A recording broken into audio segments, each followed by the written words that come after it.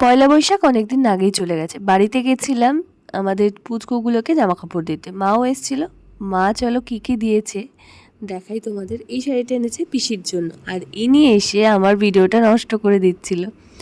আর এবার চলো দেখাই জেঠু আর জেঠির জন্য কী এনেছে। জেঠুর জন্য এনেছে এই শার্টটা, আর জেঠির জন্য এনেছে এই শাড়িটা। মা নিজেও সেম শাড়ি, কালার আলাদা, মানে পিঙ্ক কালার মায়েরটা মা নিয়েছে।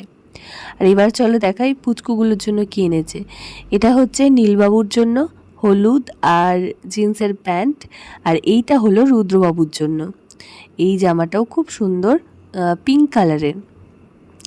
আর এবার চলো দেখাই বড়গুলোর জন্য কী এনেছে, মানে মেয়েগুলোর জন্য। এটা হচ্ছে ছোটো জোনার, আর এটা হচ্ছে বড় জোনার। আমার মেয়েকেও সেম জামা দিয়েছে, এই লাল রঙেরটা, মেয়ের একটু বড় হয়েছে। আর এবার চলো আমি কি কী এনেছি তোমাদের দেখাই।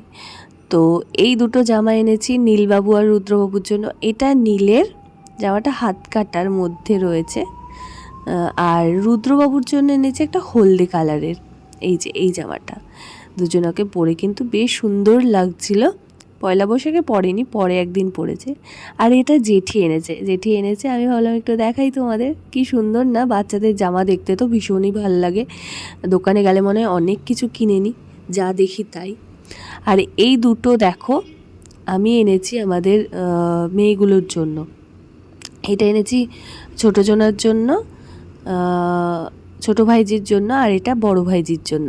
জামাগুলো কেমন হয়েছে অবশ্যই কমেন্ট করে জানিও। Tata, by.